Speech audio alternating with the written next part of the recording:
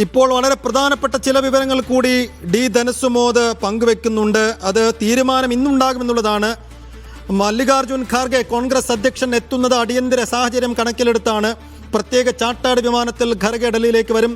5 മണിയോടെ നിർണായക കൂടിക്കാഴ്ച നടക്കും. രാഹുൽ ഖാർഗെ കൂടിക്കാഴ്ചയിൽ തീരുമാനമുണ്ടാകും.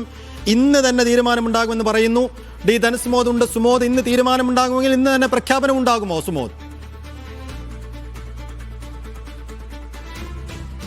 സെയ്ഫ്, മല്ലികാർജുന ഖാർഗെ കർണാടകത്തിൽ തങ്ങുകയാണ്. അദ്ദേഹം വളരെ അടിയന്തരമായി തന്നെയാണ് ഡൽഹിയിലേക്ക് എത്തുന്നത്. കാര്യം അദ്ദേഹം അടുത്ത ദിവസം വരാനിരുന്നതാണ്. അദ്ദേഹത്തിന്റെ യാത്ര ഇന്നത്തേക്ക് തന്നെ മാറ്റിയിരിക്കുകയാണ്. ചാർട്ടേഡ് വിമാനത്തിലാണ് അദ്ദേഹം വരുന്നത്. 5 മണിയോടെ നിർണായക യോഗമുണ്ടാകും. അതിനു മുമ്പ് തന്നെ പ്രധാനപ്പെട്ട നേതാക്കളുമായി കൂടിക്കാഴ്ച നടത്തിയിരിക്കും. ഏറ്റവും ഒടുവിൽ കൂടിക്കാഴ്ച നടത്തുന്നത് VM സുധീരനാണ്. VM സുധീരന് അനുവദിച്ചിരിക്കുന്ന സമയം 3:30 ഇപ്പോൾ കേരള ഹൗസിൽ നിന്നും നേതാക്കന്മാർ ഓരോരുത്തരായി പൊയ്ക്കൊണ്ടിരിക്കുകയാണ്.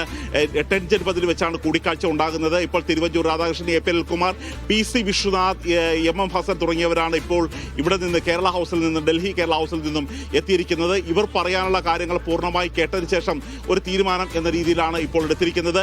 നേരത്തെ കേരളത്തിന്റെ സംഘടനാ ചുമതലയുണ്ടായിരുന്ന ദീപാദാസ് മുൻഷി പറഞ്ഞത് ചർച്ചകളെല്ലാം അവസാനിച്ചിരുന്നു എന്നാണ്. പക്ഷേ പിന്നീടാണ് പ്രിയങ്ക ഗാന്ധി ഈ ജനവികാരം കൂടി കണക്കിലെടുത്ത് ഒരു തീരുമാനം ഉണ്ടാകണം, ഹൈക്കമാൻഡിന്റെ തീരുമാനം ഏകപക്ഷീയമായി കെട്ടിയിറക്കരുത് എന്നുള്ളൊരു കാര്യം തന്നെയാണ് പറഞ്ഞിരുന്നത്. അതനുസരിച്ചാണ് വീണ്ടും നേതാക്കന്മാർ സംസാരിക്കുന്നത്. പക്ഷേ പ്രിയങ്ക ഗാന്ധിക്ക് ലഭിച്ചിരിക്കുന്ന റിപ്പോർട്ടിലടക്കം MLA-മാർക്ക് പലർക്കും ജനങ്ങളുടെ ഇടയിലേക്ക് ഇറക്കാൻ കഴിയുന്നില്ല. അവർ ജനങ്ങൾക്കിടയിൽ നിന്ന് തന്നെ VD സതീശനെ മുഖ്യമന്ത്രിയാക്കണം എന്നുള്ളൊരു വികാരമുണ്ട് എന്നുള്ളൊരു കാര്യമാണ് പറഞ്ഞത്. പക്ഷേ ഈ ചർച്ചയ്ക്ക് വന്നിരിക്കുന്ന നേതാക്കന്മാരുടെ നമ്മൾ സംസാരിച്ചപ്പോൾ ഒരാൾ പോലും അങ്ങനെ പറഞ്ഞില്ല. തിരുവഞ്ചൂർ രാധാകൃഷ്ണൻ, PC വിശ്വനാഥ്, AP അനിൽകുമാർ തുടങ്ങിയവരെല്ലാം പറഞ്ഞത് തങ്ങൾ MLA-മാരാണല്ലോ, സ്വീകരണ യോഗങ്ങളിൽ തങ്ങൾ പങ്കെടുത്തിട്ടുണ്ട്, തങ്ങൾക്ക് ഒരു കാരണവശാലും ഇത്തരത്തിലുള്ള ഒരു ബുദ്ധിമുട്ടോ തടസ്സമോ ജനങ്ങൾക്കിടയിൽ നിന്നും ഉണ്ടാകുന്നില്ല എന്ന് തന്നെയാണ് അവർ പറഞ്ഞത്. തീരുമാനം ഇനി വൈകിക്കേണ്ട എന്ന് തന്നെയാണ് കോൺഗ്രസ് ഹൈക്കമാൻഡ് തീരുമാനിച്ചിരിക്കുന്നത്. കാരണം തീരുമാനം ഇനിയും വൈകിയാൽ ഇപ്പോൾ BJP പ്രധാനമന്ത്രി പറഞ്ഞു, അതിനുശേഷം ഇപ്പോൾ അമിത് മാളവ്യ പറയുന്നു, കോൺഗ്രസിനെ വളരെ പരിഹസിക്കുന്ന തരത്തിലേക്കാണ് ഈ തീരുമാനം നീട്ടിക്കൊണ്ടുപോകുന്നത്. കാര്യം ഇന്നിപ്പോൾ സത്യപ്രതിജ്ഞ ചെയ്യുന്നത് ഹിമന്ത ബിശ്വ ശർമ്മയാണ്. അതായത് 3 മുഖ്യമന്ത്രിമാർ സത്യപ്രതിജ്ഞ ചെയ്തു കഴിഞ്ഞു.